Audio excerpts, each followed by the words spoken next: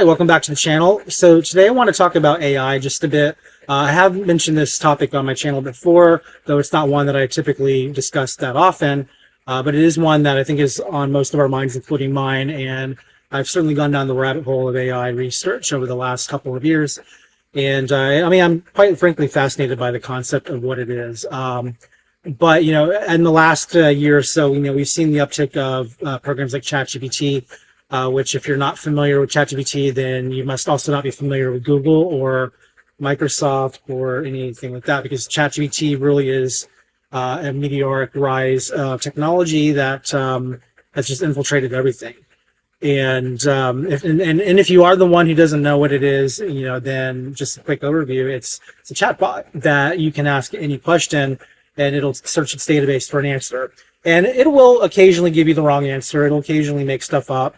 And it's also limited to how far back the information goes, because it's based on training throughout the internet. And it was last trained, I think, in 2021. But there's, of course, ChatGPT has its competitors. So you may have heard of Google Bard. Well, there's also this one called Claude, and this is what we're looking at today.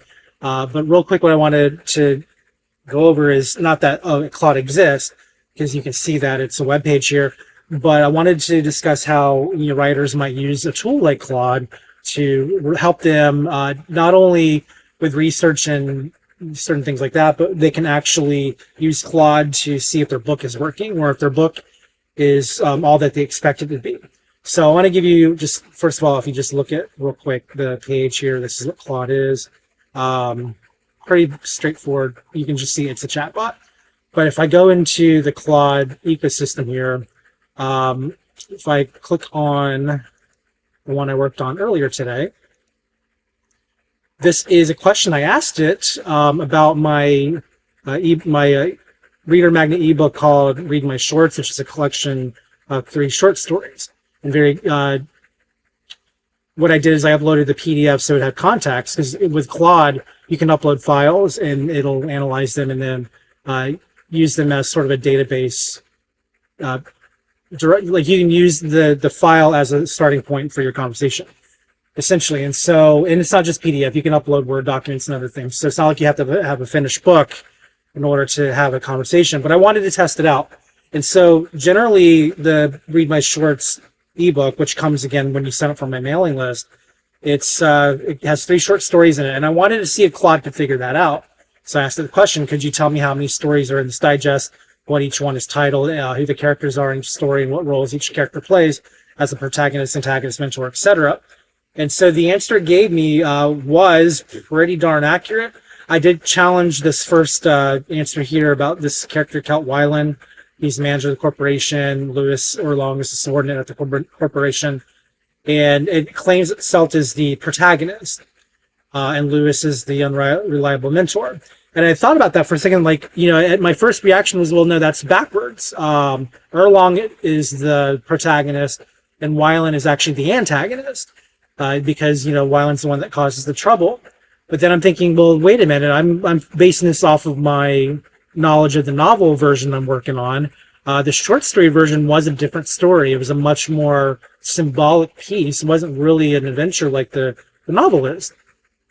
And the more I thought about it, the more I realized, no, actually, the way the short story was written, Salt Weiland was the protagonist. Not really a heroic protagonist, but he was nevertheless the guy that the story is primarily about. And that Louis Erlong really did come in as a warning figure. Hey, you shouldn't mess around with this golden apple. And so the more I thought about it, the more I realized, okay, wait a minute, this is Claude thing is really onto something. And so it also figured out what my other 2 stories were, and it broke down their summaries pretty straightforward. It did a really accurate job in answering the question. So I wanted to test it further, and I asked the second question, one that none of the short stories really get into depth, but you can sort of assume by reading context. And so I asked it, of the 3 short stories, which character works for the most successful company? And once again, it picks Salt Weiland from Paperweight, because this is the one where you can actually see what the company is doing, whereas the taco restaurant from Collision of the Sure Thing, the whole point of the story was this thing is failing. So of course it's not successful. It's failing. and then it accurately surmised that the one in Caking Inconvenience wasn't really, like, he was leaving his company, so it never really got into the depths of information. So what I can glean from this result is that if I ask, Claude the right question, it can tell me exactly what I have. And so if I think I have one protagonist and it alerts me to another, I need to look into that. If I have any kind of question about whether or not a location is clearly defined, if Claude can't figure out what the location looks like, or if it can't figure out even where it's located, maybe the description's not good enough. And so we're going to test this, okay? I'm going to pull up my novella Gutter Child, which, again, if you're unfamiliar with this channel, it's a book I wrote. It's actually a short story I wrote in college back in the late 90s, yeah, 1999. And then I repurposed it for a novella back in 2016. And then another author created a much more popular book with the same title in 2021, and that's where all my royalties came in. So thank you to J.L. Richardson, I think, who wrote a novel version with the same title and suddenly sparked interest in my own book. But essentially what this is it's a novella. It's a coming-of-age story with a bit of mystery in it. And Jimmy Grogan is the main character for this version, and he discovers that his sister had written in her autobiography a story about how he was adopted, where he the whole time thought that he was, a natural-born child in the family. And so he was, had to investigate this. Like, is she telling the truth or is she lying to her audience? Is essentially the premise of the story. So what I want to do is I want to see if Claude can, analyze who the characters are, what their primary roles are in the story, and I'm going to see if it can figure out the relationships between characters. And I think I'm going to ask a follow-up question if it can figure out where all the locations are. So I want to get a list of locations too.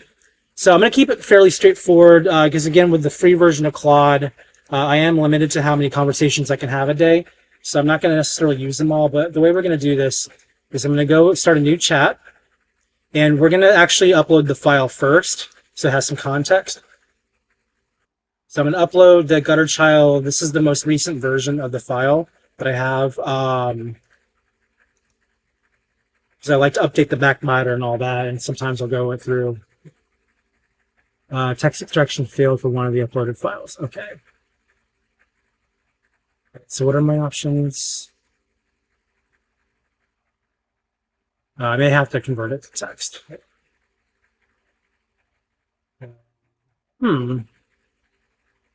I thought that would work. All right, let's try my newsletter. Will this work? Oh, no. Let's actually try that again. We've already ran into our first hiccup. It doesn't like documents from Word, but it will hopefully take a PDF. So let's try that.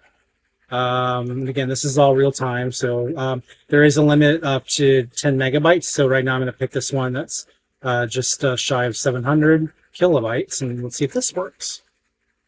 It should, because Read My Shorts is a PDF. There we go. So mental note, convert your text into PDF before you upload, or you can use a text file. Anyway, this is always about learning things on the fly on this channel. I don't necessarily go through and set the stage for things all the time. But all right, so anyway, it has the context. So let's go ahead and have Claude search the document. So what I wanted to ask it is, could you please tell me, or sorry, could you please give me a list of every character in this story, and tell me what their role is in the story. Could you also explain their relationship to the main? Okay. So we're going to test it. So again, before I hit send, you'll see I'm doing this in real time. Jimmy Grogan is the main character. Claude should identify that. Okay. Other characters, he has a dad, a mom, and his sister's name is Beth. I do have names for the mom and dad, but they're really obscure. I think I mentioned them like in chapter 11. If Claude can figure that out, but I think it's I actually don't remember their names anymore because again it's so obscure. I think it's I believe James is the name of the dad or Dennis. And then the mom is Amber. So if it says Amber Grogan in there, that's the mom. That was never explicitly stated. It was implied. So if Claude can figure that out, that'd be really interesting. And then there's a mover in here, and the mover is sort of like the mentor slash antagonist of the story. And then there's a girlfriend, Gina, I think. Again, I wrote this years ago. I don't remember much of it anymore. Anytime I update, it's just update back matter. I haven't read it in a long time, so my memory of it is a little faded. But really, again, all we want to see is how well it picks out characters. And then there's a guy from a convenience store, and there's a roommate who's kind of greasy, and there's an RA. I'm curious to see how many characters it will pull. I don't know if it'll pull them all, but these are the ones I'm looking for. And then, of course, there's the people from his Dungeons and Dragons clubs that he stumbles upon. If it mentions all that, then I'm impressed. Okay, so we're going to go there. But remember, the premise here is we want to see if Claude can work as a story assistant, not just to give us ideas, but to also analyze what we've already written and to see if we're on the right track. So that's the purpose of the video, to see if Claude can do that. So I'm going to hit accept, and we'll see what we get. So, of course, you got to take a moment to let it generate. Remember, too, that Claude has 100,000 token limit, so that's about 75,000 words. Gutter Child is about 40 to 50. So I'm probably going to, I don't know how long my chat will be able to get, because I'm already going to be using a good half of my token limit just having it analyze the PDF. But we're going to see if it can do it, and that's really all we're doing. It's a test. And if you like the results, then I would encourage you to check Claude out, because it's free, although you can have there's a pro plan, which I'm not sure what the cost is right now. Okay, so here we go. It figured it out. His name is Tom, not Dennis. So Amber, he figured it out. Amber Rogan is the mom. Melanie's the girlfriend, not Gina, that's right. Edith Gearson's the grandmother, good, who figured it out. Barry's the college student, or and you notice I asked it, can you tell me the relationships it has? And it's doing it. Hayden is the gas station guy. Okay, so he was not a convenience store. So I gave you a preview of the characters that were in this book. Claude actually figured it out. Now the question is, did it figure out who they are? Like, did it get an accurate relationship? So let's see. Jimmy, main character, 18-year-old boy, starts at college, but soon comes to believe may have been adopted as a child. Tries to uncover the truth about his family background. Beth Grogan, his older sister, who is an author. She wrote a fictional story implying that Jimmy was adopted. It's everything I just told you it was. And obviously, Claude was not primed. It read the PDF. She leads him to question his origins. She helps advise Jimmy at times. Tom and Amber Grogan, his parents, questions if they are his real biological. I hope it doesn't give away the secret. Okay, good. It didn't spoil. If you're trying to use this for a promotional copy, you don't want it to spoil your character. I didn't think about that.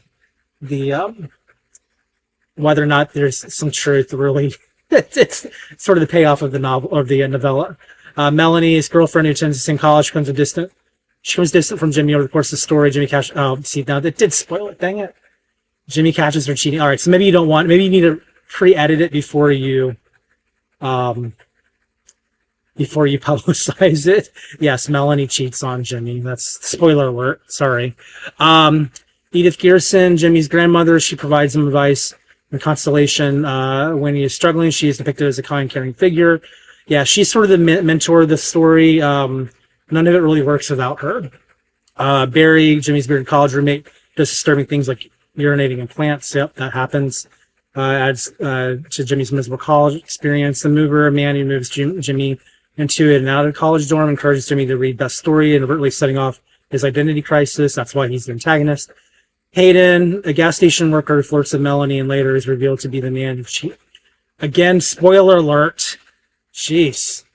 Dungeon Master and D&D group. A group of fellow students Jimmy plays Dungeons and Dragons with. They're really kind of there for grounding the story a bit. They were added post-release of the note because I just needed the story to do more than it was doing prior. So I added an entire sequence where, he encounters these guys and sort of kind of brings a little bit of levity into the story because it gets progressively darker as it goes on. The psychologist therapist Jimmy's mom sends him to after he withdraws from college. That one I actually forgot. She's clearly a very small part in the story because I completely forgot that psychologist was in there. In summary, Jimmy has a close but complicated relationship with his family members and failed relationship with his girlfriend Melanie, and finds escapism through his D&D friends. His grandmother provides him comfort and support when he is struggling with a sense of identity. So Claude really went into a deep dive of the characters in the story, but now I want to find out if it can figure out the locations. And so what I'm going to actually do, can you tell me let's see, can you tell me where each chapter is located? Let me see if I need to rephrase that. Hold on. Can you tell me the primary locations in each chapter? All right. So this is something that I typically get concerned about because, like, if I have a long story or even like an anthology, I can't always remember where things are located. I could just do a general search, but if I forget what it's called, like if I don't remember the name of, let's say, a town or a building, then I don't know what to search for. Like if I hit search inside my text, like, okay, well, great. Like I have to know what it's called before I can find it. So, and again, in this particular case, I do remember a couple of the main things. So it starts off at Jimmy's home. So it should mention that there's in chapter 3 is strictly Beth's autobiography of the story of how she was an orphan who escaped the orphanage. So I would expect Claude to tell me that chapter 3 is going to take place at the orphanage and then eventually on here. But the rest of it is going to be primarily at the college, and the name of the college is the University of State. And the University of State is a universal college I use in all of my coming of age stories. It's no, I'm sorry. That's Shell Out does that. Sorry, it is not the University of State. The Gutter Child has an alternative college called, it's got a stupid name. It's something to do with, is it not the popcorn? It's like a POS kind of college. But anyway, the name of the college, it's really ridiculous, to put it that way. And I'm sorry, so sorry, I don't remember the details of my own story. Anyway, point being is I want to see if it can figure out not only what the name of the college is, but if it can figure out what its initials stand for, like the fake initials. His grandmother basically calls it the wrong thing, and it's kind of hilarious. But I want to see if Claude can figure that out. But ultimately, I want to see if it breaks it down by location, like dorm, fraternity party. Eventually, it'll get to the DNA clinic, all that. So that's essentially what I'm looking for. And I'm going to keep it simple. It doesn't need to analyze too much, but I hope it'll break it down by chapter. If it does that, that'll be really useful to me. So let's see. And hopefully I don't run out of tokens doing this. All right, so spin, spin, spin. Now, I'm also curious to know if it has to reread the text or if it saves it in memory for each conversation. Because again, at 40,000 words for the book, if it has to read the text every time, that's a lot of tokens for one conversation. So it's possible I might run out here. But if it banks the information, then I would hope that I have a lot more room here. This one did not work as well. All right. So chapter 1, Jimmy's bedroom.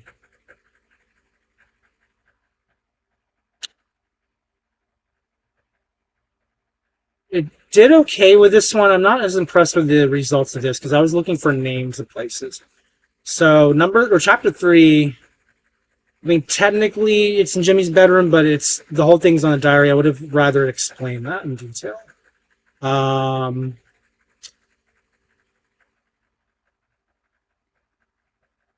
DNA testing center, I don't know why it's bringing that up in chapter 4.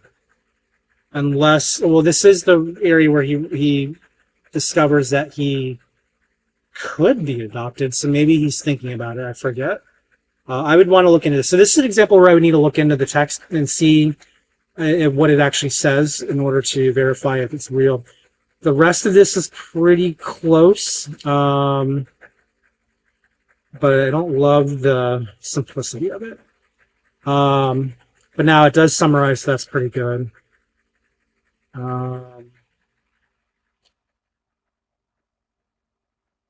Okay, I do like the summary, though. The summary, I did a pretty good job, but I was hoping for more details. So I'm going to ask Clara, could you give me the names of these places if they have names? And I noticed it didn't mention the gas station. That it should be in there. And can you also specify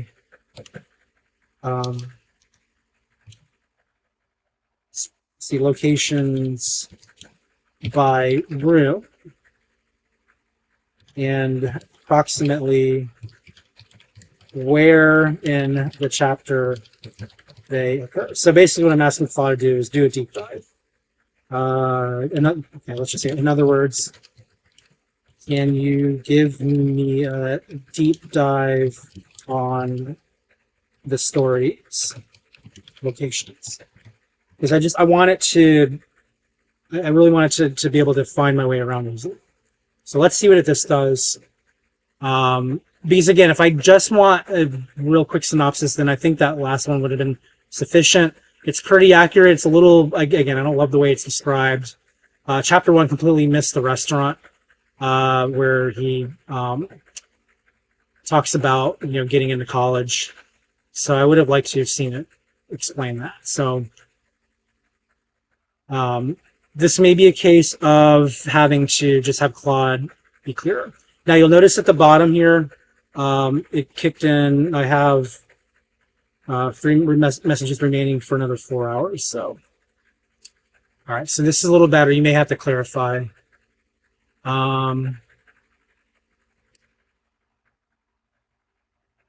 Okay. Yeah. So this is a much better job. 3 is still missing it because 3, again, it takes place in an orphanage. I think it's what it's probably doing. It's being very literal by the fact that he's reading the chat, or he's reading the his sister's manuscript inside his bedroom. So I think that's what it's picking up on. So I find it interesting that it's focusing on where Jenny is at all times. But yeah, it completely overlooked the restaurant, so that's a little concerning. This part, accurate. Chapter 3, I mean, technically he's in his bedroom, but, the story is the other, it's the Gutter Child short story. Yeah, I feel like it's hallucinating this section. I don't remember any of this taking place in chapter 4. But again, maybe I need a review. You know what? Let's open up I do have it here. Let's go take a quick look. Chapter 4. This is chapter 3. This is what happens here. It was technically he is in his bedroom reading it, and so we're at chapter 3 now. All right, so he is still in his bedroom.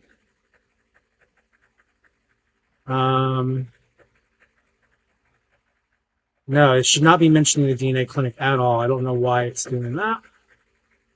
So that one is not right. Okay.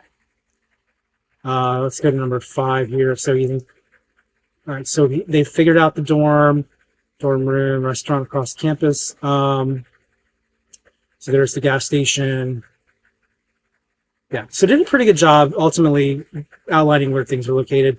So not perfect. You can't expect perfection with things like this, but it's just an example of how creepy accurate it can get. And I don't know. I mean, I'm wondering if Claude 3 would be, how much better it would get. But it's the fact that it can figure out locations and meanings pretty easily and get most of it right is, I mean, it's really useful, I think, for writers. Now, maybe Pro will give me better results. I have no idea. But I can tell you this, just looking at this list, I mean, it's a good outline. Does a really decent job breaking it all down. What I would want to do, there's one more thing I want to test it on because the genre is a little ambiguous. I have it listed in Amazon as a mystery. I mean, it is technically a mystery, but it's primarily a coming of age. So I don't know, does it mention all that here? Yeah, it's coming of age, just the primary mystery is the sub. I want to see if Claude can figure that out. So, because I think we writers have a really hard time often classifying our stories. So I want to see, based on the fictional content, how might this story be classified in BISAC, which is like what the categories are for bookstores, and